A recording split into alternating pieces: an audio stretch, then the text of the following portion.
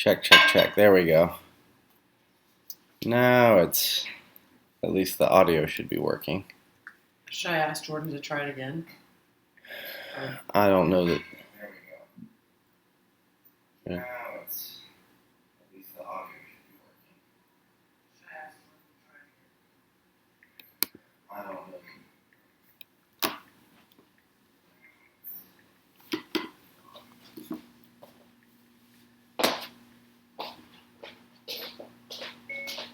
Try the link again, period.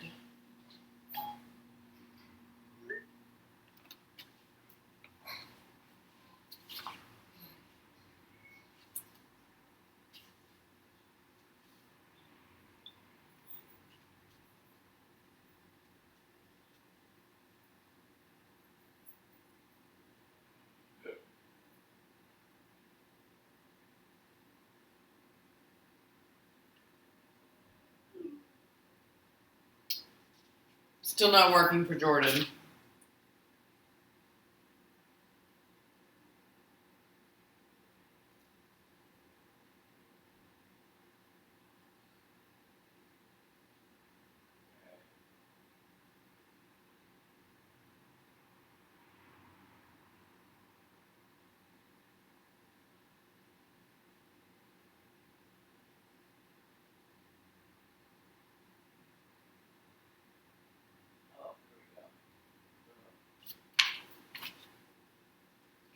Have her try it again.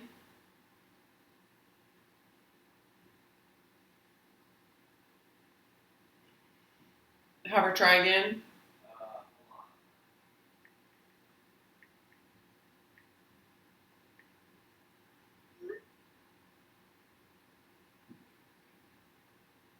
There it is. It should work now. Try it now! Exclamation point.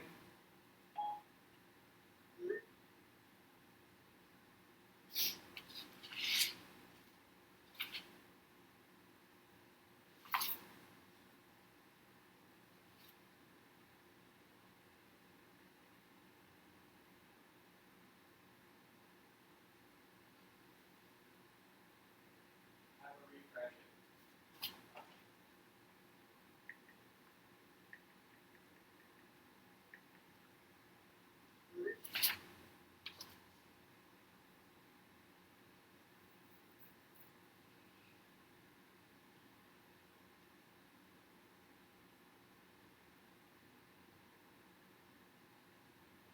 Yeah, it should be working now.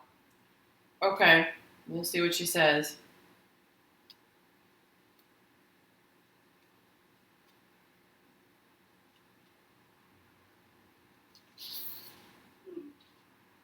She said it's working now. Yay, Jordan!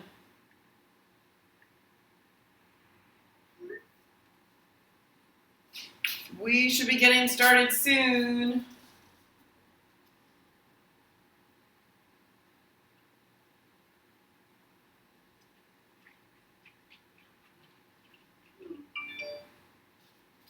Oh, good. Hey, Jennifer. Awesome. Yay. There's Adam.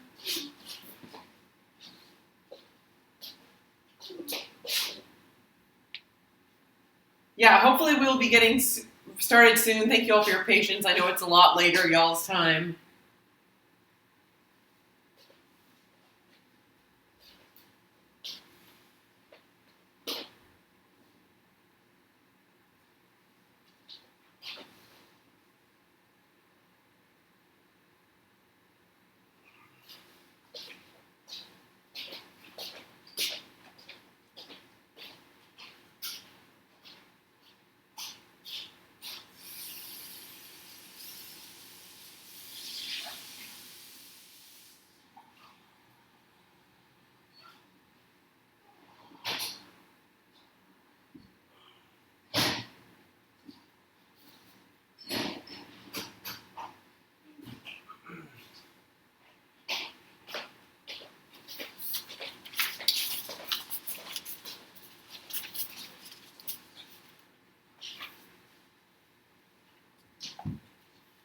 Thank you all again for your patience.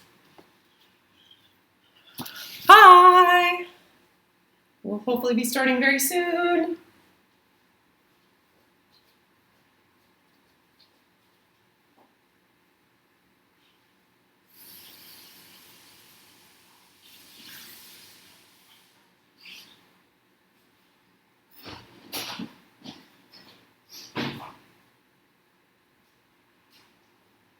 Oh, I just thought of a great idea, everybody. Theo the cat should be the pre-show entertainment. Hi, Theo. You have a job to do. Stop licking your foot. You gotta do some work over here. People need to see you because they are waiting so patiently.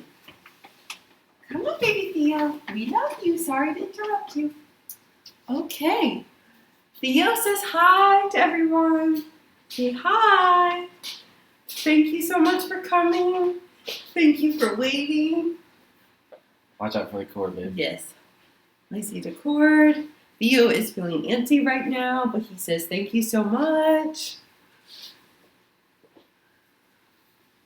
Oh, he's gonna bite the cord. Don't bite the cord, Theo Prophet. We love you. Hopefully, Kevin and his guest will be here soon. We understand if you are tired and have to go to bed because it is very late your time.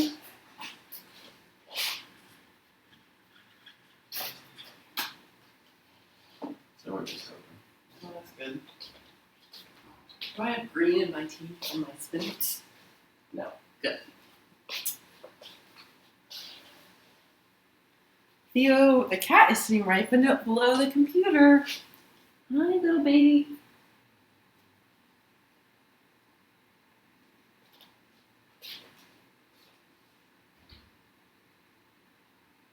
It might be almost here.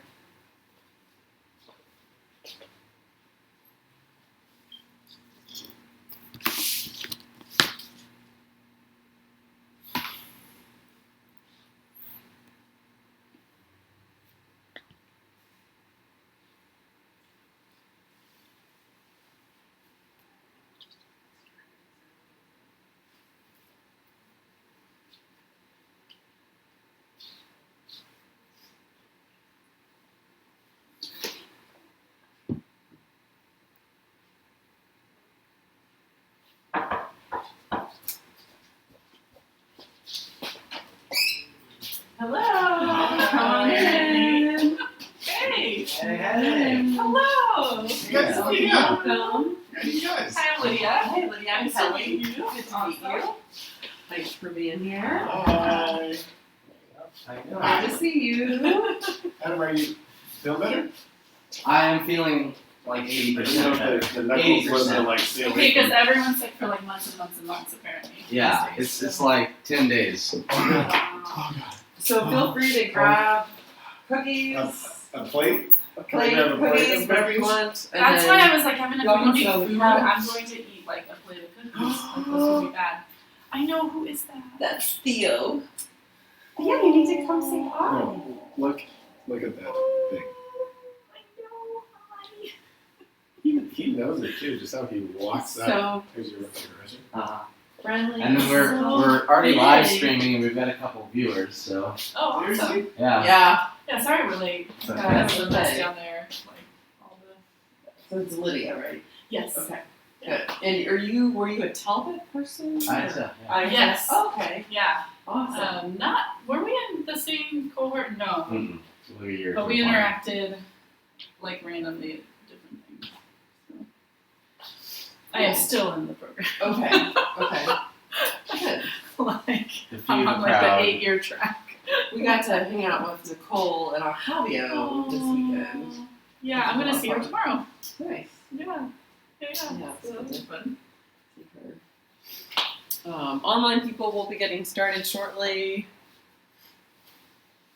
Yeah, feel free to grab cookies. Oh my gosh. These have oatmeal in them. Adam does not like them because they have oatmeal. I love them because they have These oatmeal. look So like very for your own legitimate opinions. Like, are They're they? both homemade. Okay.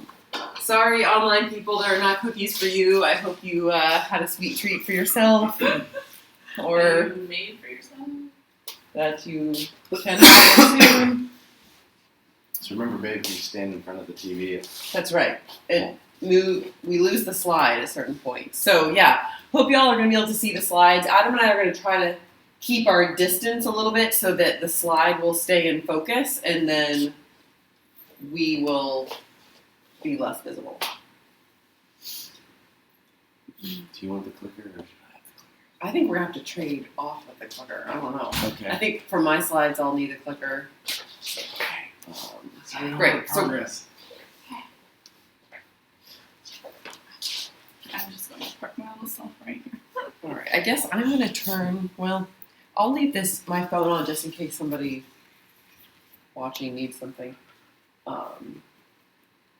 And then this is going to time us, or should I set a timer?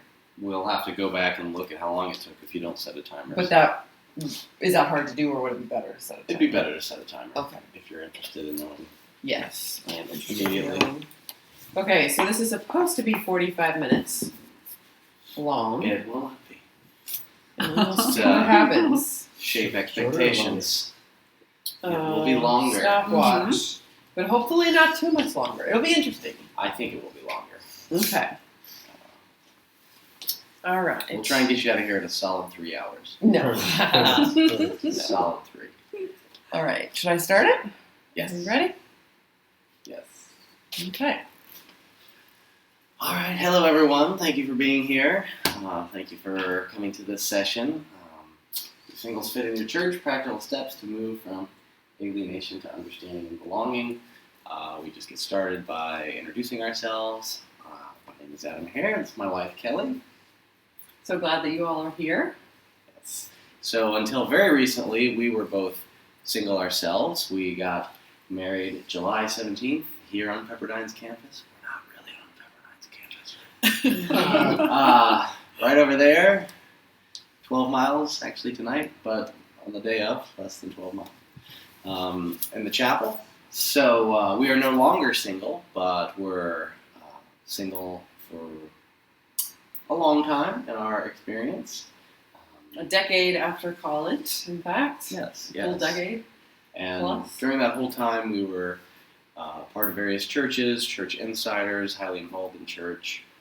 Both of us were seminary students during that time. So have what we hope are loving and critical eyes of an inside look at what it's like to be single and committed Christian who is committed to the church. Yeah. I would say in my story, singleness has been a defining and predominant theme.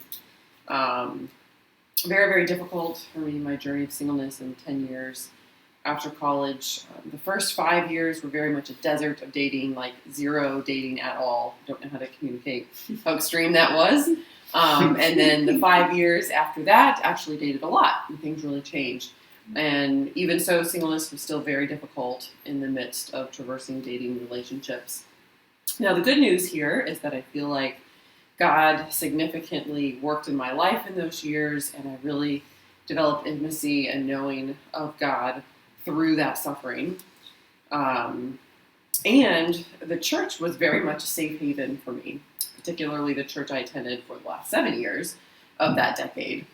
And there were people in the church who companioned me well and walked with me in that season of suffering. So I'm thankful for that. Indeed. So just to begin with, we'd like to kind of share about the state of singleness right now in our culture. All right. So singles in the United States are a growing and diverse group. Amazingly, since 1970, the number of singles in the United States has increased by 350%. This is a staggering demographic change that really catches people's attention. Now, on the other side, only 3% of Protestant pastors have never been married before. So very, very few. And I haven't met a single one of them. I've met one in my life. So very few Protestant pastors have never been married. So singles are a diverse group. Singleness differs by gender. Singleness is different for those who have never married and for those who are single again. The single again would include people who are single through divorce or death. And singles' desire for marriage really varies. There's a continuum here from those who really desperately desire marriage to those who are called to celibacy and truly experience singleness as a state of contentment. Singleness also differs by age, so people who are younger and single versus older and single. And in particular, the literature shows that singles between the age of 28 and 34 tend to be struggling acutely, wondering if they will have the traditional life trajectory pathway of marriage and children or not. It is increasingly over the age of average age of first marriage, and people are wondering, is this going to happen for them or not? So it's particularly difficult. So your takeaways here are singles are a diverse group, so don't make assumptions. And there's something else I was going to remember here.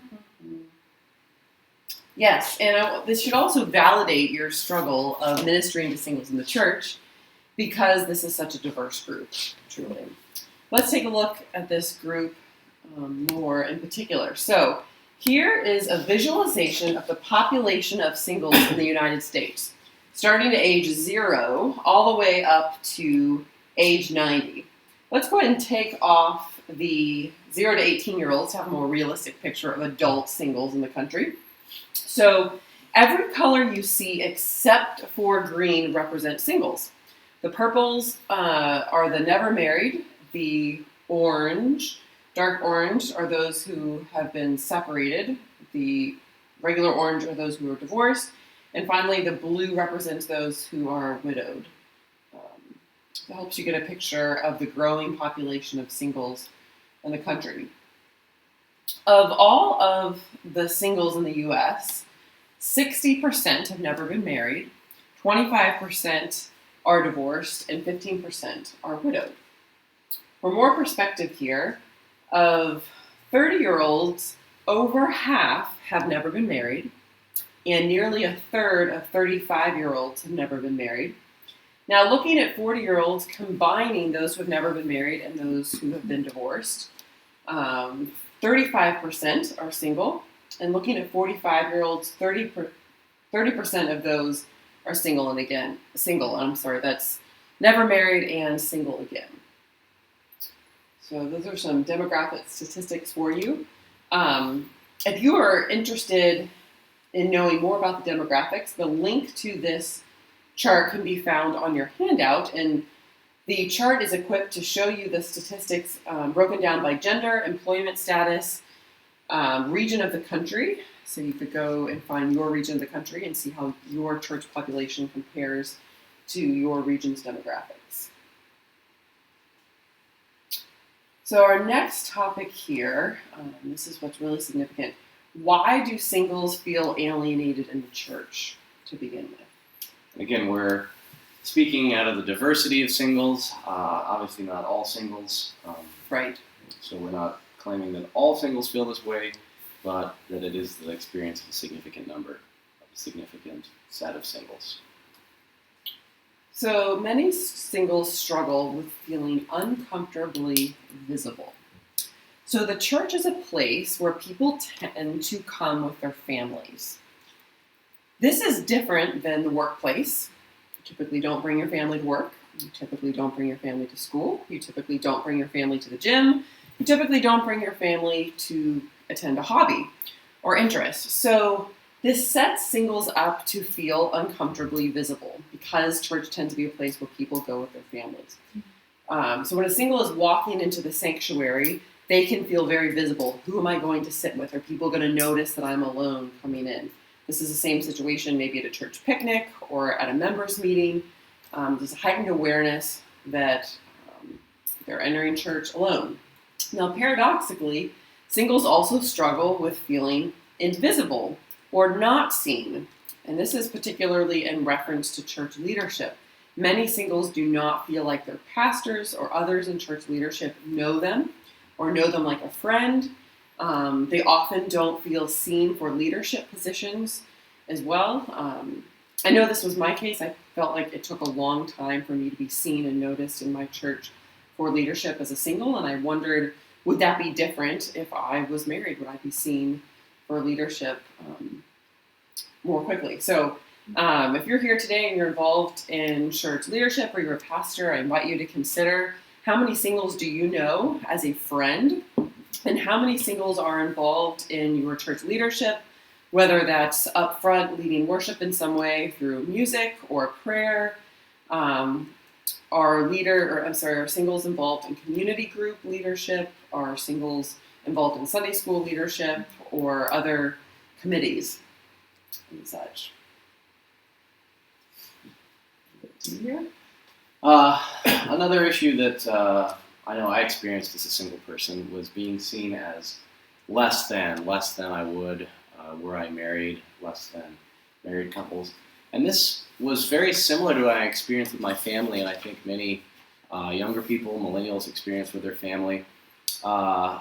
Life trajectory is different than it was in the 70s. As we've already pointed out, there's many more singles.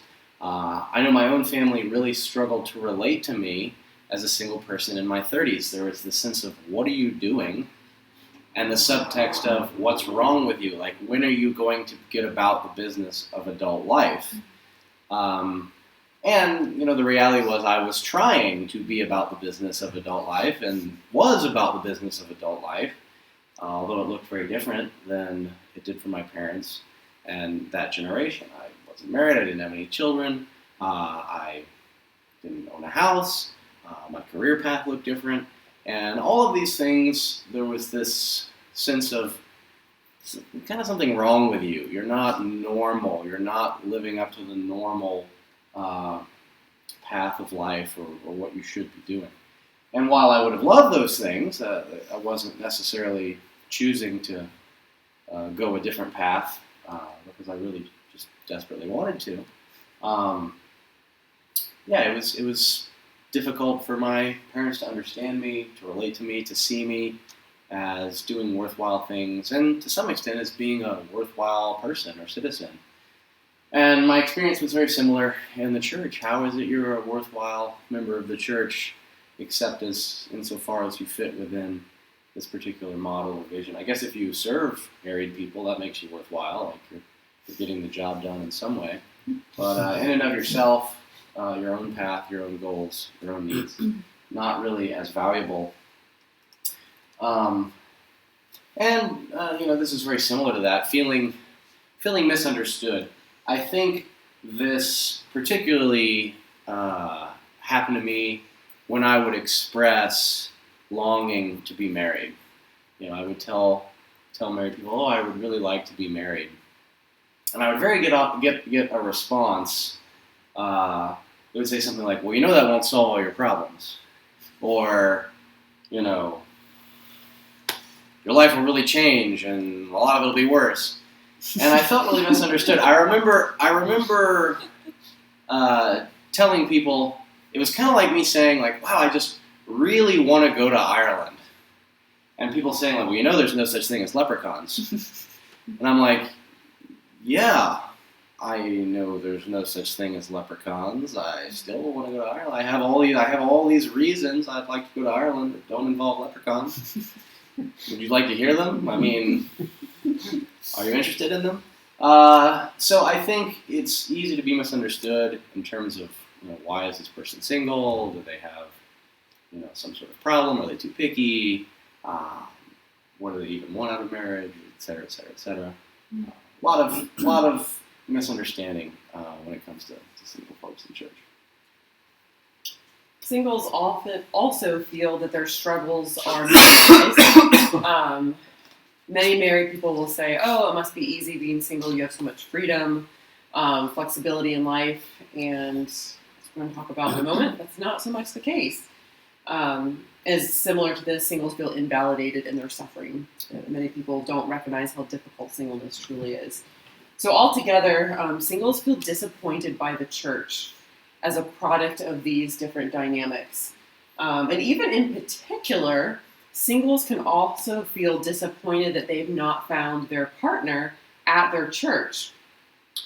historically, when people were getting married earlier, people found their partner in college. Now that that's not happening, people start to look to their church as the place to find their partner. And when they don't find a potential spouse or even someone to date, they can naturally feel disappointed in their church and feel like, where are all the good men? Where are all the good women? And that exacerbates this overall feeling of disappointment with the church. So, going forward, we are going to talk about understanding the emotional experience of singles in the church as a step towards helping singles find belonging in the church. So, got an interesting Facebook clip here. I was going through my newsfeed one night and noticed an acquaintance had posted where she says, I just clicked an article about online dating to Evernote. Evernote is an information manager that can store different photos, audio files, videos, etc. And she said that Evernote suggested that she might want to file it under suffering and grief. And she found this very humorous. My other friend responded, that's some emotionally aware software. So all that say, introducing you to the concept that singleness can be an extreme form of suffering. Singles struggle with a variety of questions that are very difficult to answer. One of those is, how do other people perceive my singleness? So in the church, singles wonder, am I pitied? Do people see me as though my situation is sad and I should be pitied? Most people don't want to be pitied. Some people wonder if they're envied by others out of the misunderstanding that singleness is easy. People also fear being judged for as though they may be perceived as a failure, or for men not having enough commitment to offer. Individuals who are single through divorce often struggle with this, particularly fearing that they're wrong or bad or failed for being divorced. People wonder again if church leadership is looking down on them, considering them as immature, and that's why they're not being selected for church leadership. And the problem goes beyond church. Even in society, mixed messages about what it means to be single, stereotypes of images that singleness is awesome and glorified, Sex and the City, or even ABC's The Bachelor show. And on the other end of the spectrum, Bridget Jones' Diary portrays singleness as single women as being homely. Let me end that. Sorry about that.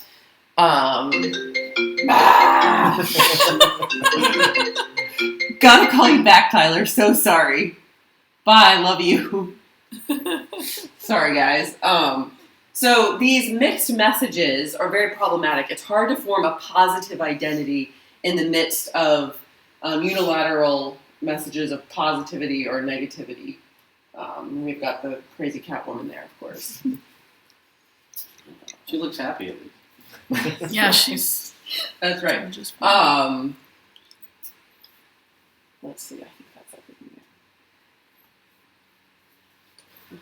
So, why am I single? This is a very challenging existential and rhetorical question, and an even more practical question to ask. So, as a single person in my 30s, single man in my 30s, I looked around at the other single men in my 30s that I knew and was really frightened by that. Because I was like, okay, you live with your mom, you are, a stomp around. Let's see, there were a lot of outliers. I would say that there's not really a lot of question as to why is this person single.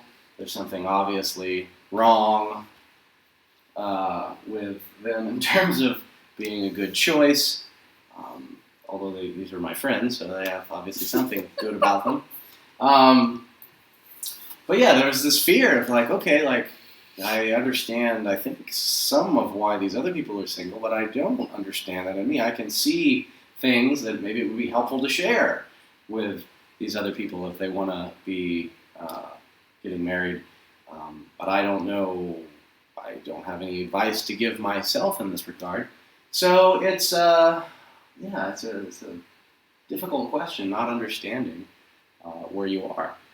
Perhaps even more difficult is seeking out that understanding in practical ways.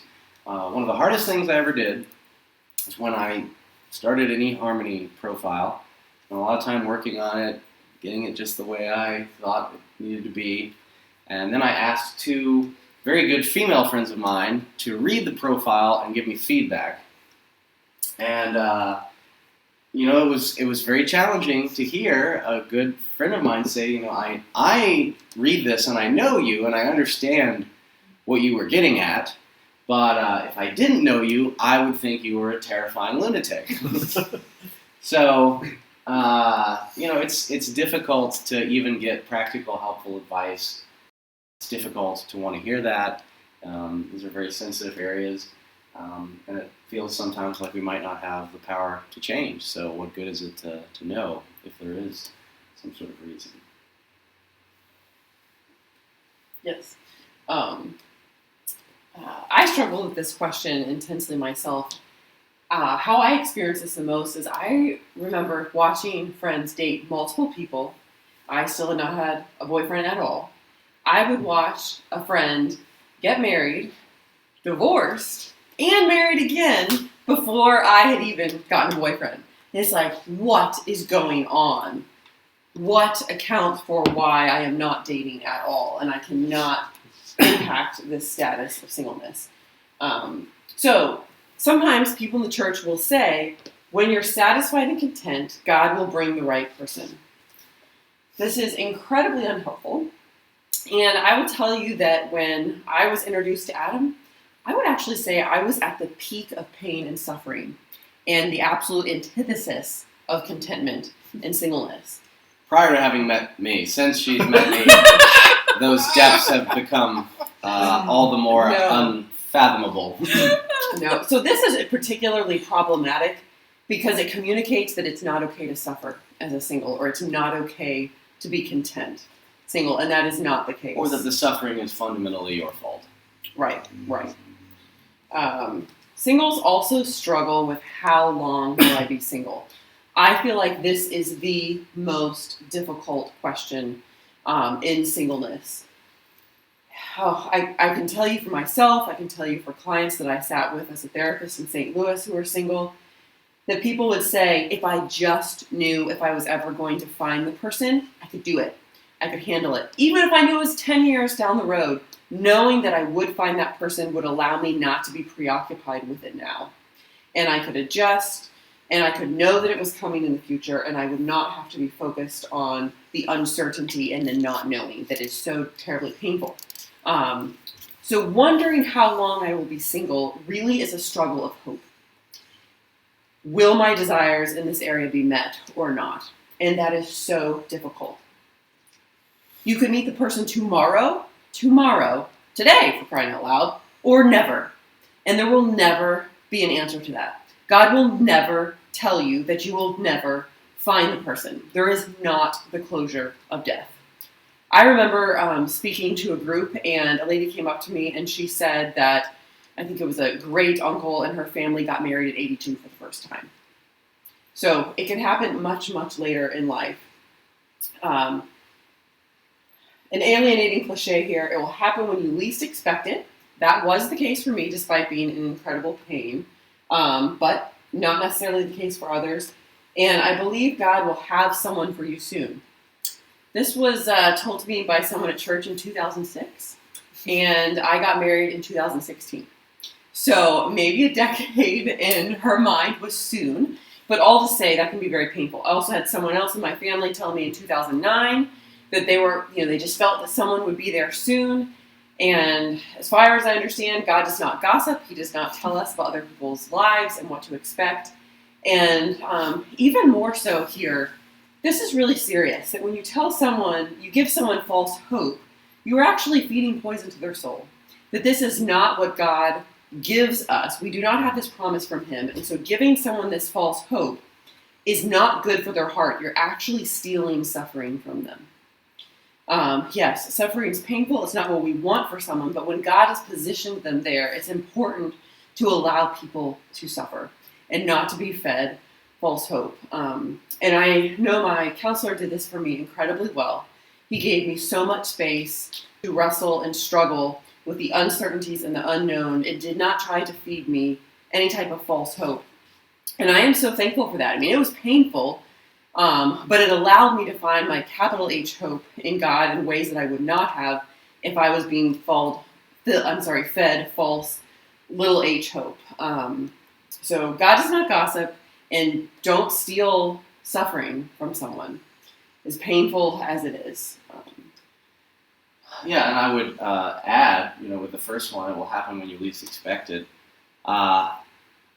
Even if that is true, as it was the case for Kelly, it's not really helpful, and I think encourages people to try and manipulate themselves and their own emotions and their own outlook, and ultimately try to manipulate God in a way that's,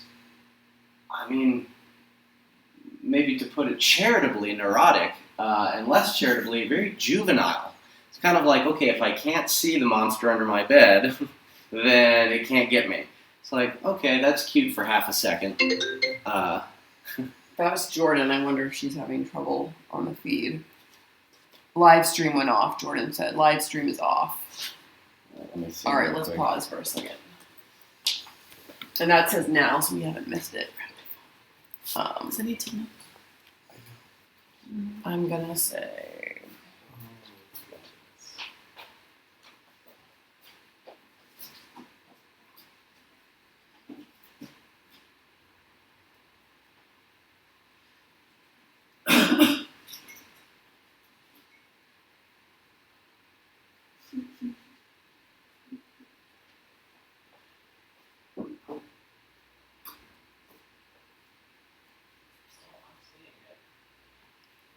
I wonder if when my phone call came in or something.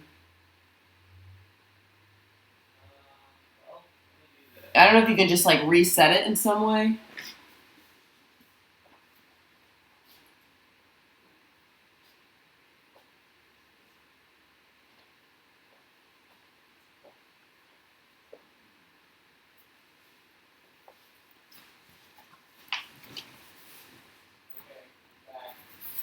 Okay.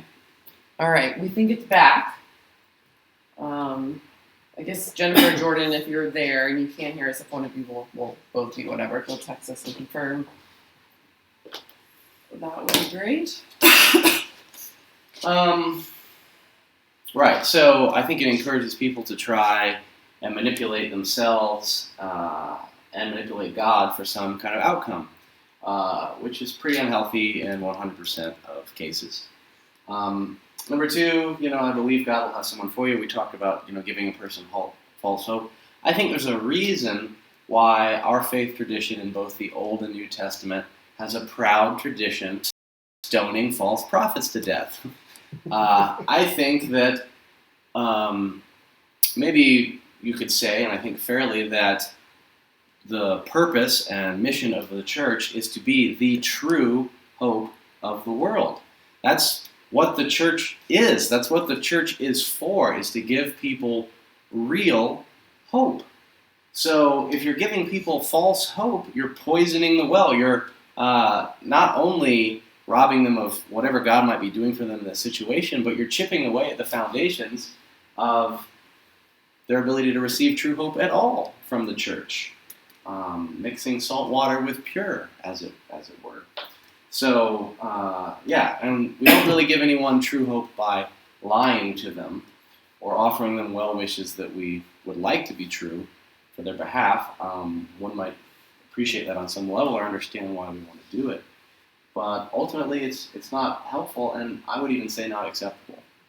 So let's offer some thoughts here about what we can do, as we painted a very painful, dismal picture. If you want to help someone, if they would like to work with you to create what I call a little H hope plan of things that you can do to try to get unsingle, that's a way to move forward. Also, I found it helpful to me when some friends have said, I'll hold hope for you. That's not making any promises, but recognizing how difficult hope can be. And something that I found helpful myself is so if singleness is incredibly uncertain, you don't know what's going to happen, well, that uncertainty is certain, And so somehow naming the uncertainty as certain helped me to grapple with it better. That what is certain is uncertainty. And somehow it was like, okay, this just is uncertain.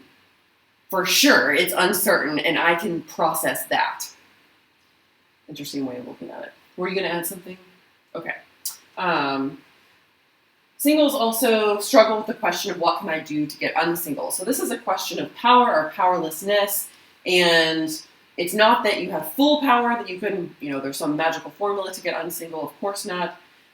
Nor is it such that you have no power at all. There's certainly things that one can do to make it more possible to meet people, but it's certainly not straightforward. The mystery of attraction is very confusing, a difficult question. What makes me attractive to other people? Why am I attracted to the people I'm attracted to? Difficult questions.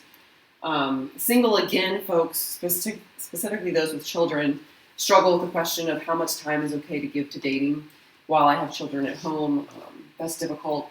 And also just a reminder here on the diversity of singles that some singles are not trying to get unsingle, and they're happy and content. You can see the alienating cliches there. You're doing too much, you don't have time for a relationship, or you need to start getting involved in more activities to meet people. People look at that on both sides. So, ultimately, singleness is the loss of a missing person. These different questions that we looked at of how do people perceive me, why am I single, how long am I going to be single, how do I get unsingle, there's a thread that is common through each of these questions, and that is the thread of ambiguity. There is a lack of clarity around the answer to any of those questions. And in fact, singleness is actually a particular type of ambiguous loss. It's the loss of someone who is psychologically present in your mind and physically absent. That when you desire, you long for someone, they are present in your mind, but they are physically absent. This is similar to if you had a spouse or a parent who went missing in action in war. You don't have the closure. They're present in your mind, but they're physically absent in your family. You don't know if they're going to be found or not. Ambiguous losses in counseling literature, it has been demonstrated that these are the hardest type of losses to grieve because they lack clarity and they are ongoing. And so the grieving process is stunted and perpetuated, that people rapidly cycle through the different stages of grief because there's no closure and because the loss is happening day by day by day. So consequently, people suffer from more anxiety and depression in the context of working through ambiguous losses than they do from traditional losses that have closure and clarity. So this paints a very clear picture that the suffering of singleness is very difficult and problematic. Again, so singleness is the loss of a missing person. Okay, so now we're going to transition from understanding the emotional experience of singles to how do we actually help singles belong in the church? So, in some ways, I think this is a very complicated question. In some ways, I think it's very simple. I would say I don't believe that what is most important is to do a certain thing or a certain set of things or to have a certain set of programs for single people in your church. I think it's actually to try and become a person and a people and a church that is a certain kind of person. And that is to be listening companions. I don't think good advice is in any danger of going out of style, much less bad advice. I think people are going to get plenty of advice, particularly in the rare case when they ask for it. What they might not get is someone who can listen to them and listen to them in such a way that it creates space. I think it's relevant, this verse in Romans. In the same way the Spirit helps us in our weakness, we do not know what we ought to pray for, but the Spirit himself intercedes for us through wordless groans. And he who searches our hearts knows the mind of the Spirit, because the Spirit intercedes for God's people in accordance with the will of God. Now it's interesting to me that the Spirit knows what to pray for, and doesn't tell us what we need to pray for. Often, as it were. I guess sometimes he does, but certainly in these sorts of cases he doesn't. Rather, he intercedes for us, and not with words, but with wordless groan. Certainly, if anyone has words to put to a situation, it's God, the Word of God. But it seems like maybe at its most intimate, that's not what it looks like for God to care for us and for God to be with us. So, what is it like to be that sort of person? I think the temptation that we all have when we're faced with problems is to fix them. Insofar as it's possible. Well, it's a problem, fix it. Let's just fix it. It's what we want with ourselves. I think it's what we want with our spouses. It's what we want with our friends. It's what we want with our society. But that's not how God is. Again, if anyone could fix it, God could fix it. But how did he fix it? Well, he became God with us. That's what fixing it looks like from the Lord's perspective. And at times, I think if we're honest, we're deeply dissatisfied with that. But I think it wouldn't be the case if it weren't better than what we wanted. So, my suggestion or vision is less do certain things, enact certain policies, but rather have a vision for being a certain kind of person, the kind of person that listens and is a companion and is a spacious person. Now, what does it mean to be a spacious person? I hope you all know from personal experience what it means. I hope you have spacious people in your life that when you have certain kind of problems that perhaps defy explanation or understanding, you can go to and feel some sense of comfort or companionship. I was very blessed as a single person, and I still am very blessed with very close friends, people who love me a great deal. And yet, many of those friends weren't great listeners. And I would tell them about my struggles in singleness, and they would offer me advice or truth that actually was truth about who God is and who I am in Christ and those sorts of things. And I appreciate that, and I don't know that I was ever in danger of losing track of those things. But were I, it would be nice to have been reminded, not just nice, but absolutely necessary. But I think what I found most helpful were those friends and relationships that didn't immediately go to fix the problem or try and make me feel better or tell me everything was going to be okay. Mm-hmm. But who said, I don't know that everything's going to be okay. Mm-hmm.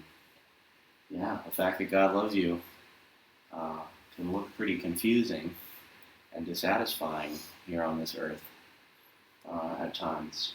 But I'm here with you, and I'm here for you. So,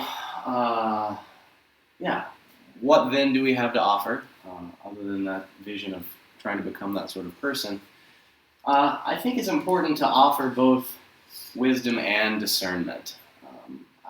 I hope you guys have heard these terms and explained somewhat before, so that this isn't the first time you've heard this explanation, because it's sorely lacking if it is. But wisdom and discernment, in my opinion, are kind of like grace and truth. You never have one without the other. Or a cake and ice cream. So wisdom is all about ideals and principles. Wisdom is proverbs.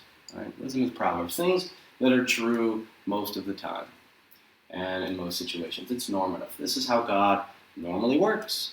Ordinary providence describes wisdom. But it's also impersonal. It's the God of deism is perfectly consistent with the wisdom that we have in Scripture. And I think the key question of wisdom is, how did God set up the universe to function in cases like these? Which is an excellent question, and the church has excellent answers to those questions, notably from the Scripture. It's a fantastic foundation, and it's a fantastic frame in which to have conversations and to be secure and anchored. So thank God for wisdom.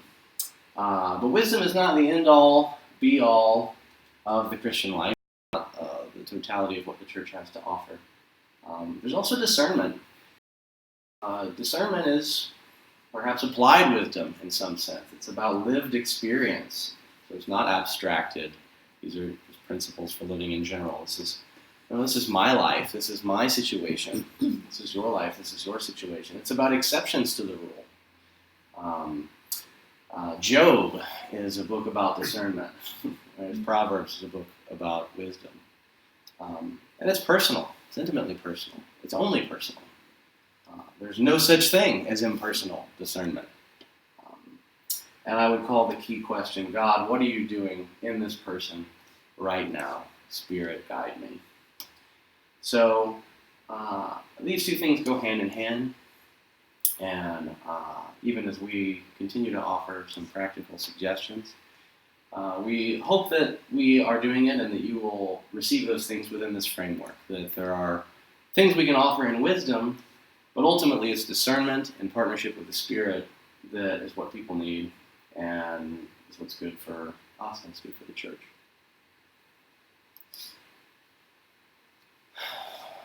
So we're going to take a look at some personal, relational, practicals, ways that you can interact better with singles in your congregation. So one way, and we're not going to read these lists because that would be onerous to everyone. And you will find them in your handout. I'll mention one of these things. It's the notion of hospitality.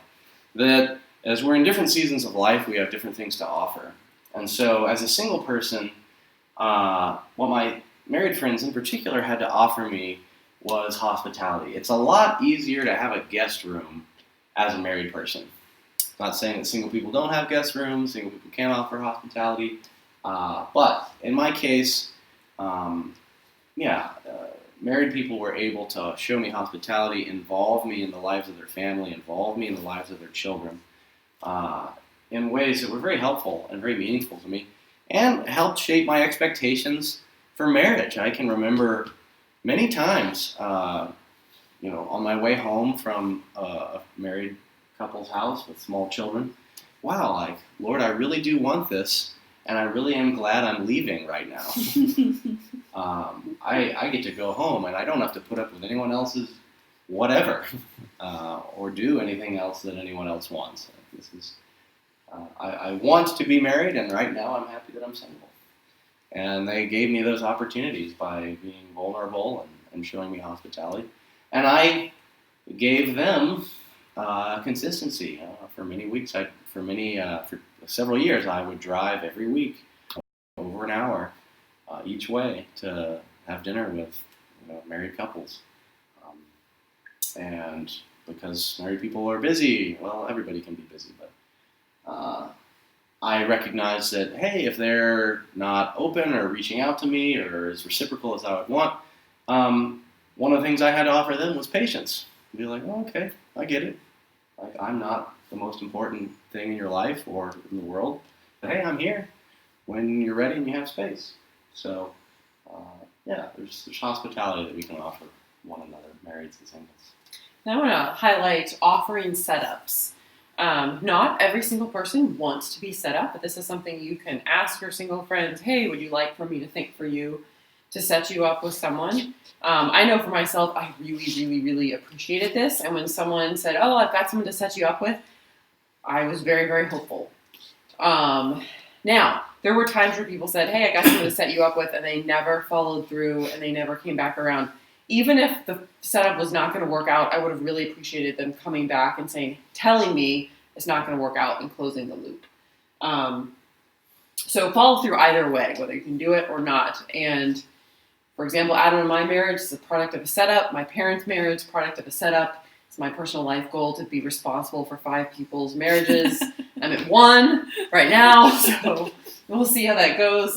But it's a very practical way to help the issue. I use the analogy of Hurricane Katrina. When Hurricane Katrina came and wiped out so many houses and businesses and such in the southeast, what did people do? They prayed and they went and they built houses. And so setups is the equivalent of going and building houses. I want you to pray too, but also do something practical. Moving forward, looking at practical things to do from the pulpit. One thing you can do is to recognize the infertility of singleness on Mother's and Father's Day. And this is something that my church did well, and really to recognize, like, wow, I really long for children, and I don't know if that's going to happen as a single person. So to mention singles on Mother's and Father's Day can be helpful. And I would add to that, one of the responsibilities, one of the things that happens, whether you intend for it or not, from the pulpit, and not just the pulpit, but the way you organize all of your church is presenting a picture of the good life. What's the good life? What is the kingdom of God? That's always what you're preaching, whether you're preaching or not. What is the kingdom of God? What does the good life look like? And if all of your parables are, the kingdom of heaven is like this married couple, that. The kingdom of heaven is like this family with children, that. The kingdom of heaven is like this husband, this wife, this, etc. Eventually, single people will catch on that, hey, maybe I'm not part of the kingdom of heaven. Maybe I don't get to be. If this is the picture of the good life and it's not available to me, what am I doing here? And where is God? So I think it's important to paint a picture of the good life that I would say is faithful to Scripture and reality, and not simply a better version of the American dream. And I'll say specifically one way that a person did this. It was not that difficult, but was very meaningful to me. One of the pastors of the first churches I went to when I moved to California said at one point in a sermon, "You never reach a place in this life where loneliness can never touch you." And it was a powerful statement to me.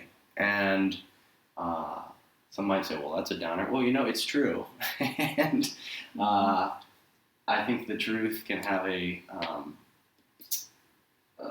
salutary effect, even if it is not a truth we necessarily wish were the case. But it's true that we never reach a point in this life where loneliness can never touch us. And it helped me to hear that as a single person who still wanted to be married, not because of leprechauns. All right, let's keep going here. Programmatic practicals. Let's see. Yes. Something my church did really well in St. Louis before moving to California is the worship music was varied. That there were songs of joy and exuberance and hope, and there were songs of suffering and pain and lament. And for me, as I said, singleness was an incredible season of suffering, and so the church was a real safe haven when I could go and experience God through songs of lament. And so take a look at your worship music and consider, is there space for those who are grieving? And we're done, so that's lines basically. And then I would also mention inclusivity. So inclusivity is very popular this day and age, and one might even say what we're preaching about and hoping you do is become more inclusive of singles. The one thing to consider is who is the includer and who is the includee. Who is doing the including? So is it always the married culture of the church that's including single people? Now, that's great, and everybody likes to be included, but it would be wonderful, too, if singles within the church, again, based upon the scope of your church and ministry and size and things along those lines, have the opportunity to actually include married people. And I'll use an example, something I got to be a part of in a church in Orange County. I helped put together a community swing dance on behalf of the singles ministry, a large church in Orange County, and had over 200 people on several occasions come. And it was a mixture of people from the community and from within the church, and it was a very inclusive event. Non-Christians were there and enjoyed themselves, and yet it was distinctly a Christian event, and it was distinctly a singles event, even though everyone was made to feel comfortable. And it was a wonderful opportunity that the singles had to say, hey, this is ours, and we are including you. And it wasn't, there were no power dynamics. I don't think there was a keeping track like, you did the dishes, blah, blah, blah, it was just nice. It was just nice to have that to give. it's nice to have something to share and not always be the one who is shared with. So if spaces or ministries or opportunities can be created where single people are the ones with something to share, they're the ones doing the including. I think that's a wonderful opportunity.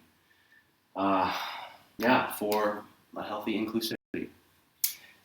With that, any questions? Probably no answers, but there could be right. And we can, I don't know if any of our online people are up late enough that we can shift to Google Hangout and hear your feedback too. So if you are online and you are able to stay awake, you can jump on the Facebook invite and access the Google Hangout link there, and we'll jump on that now. Yep. So we're going to shut down the stream, and we'll see you on Google Hangout.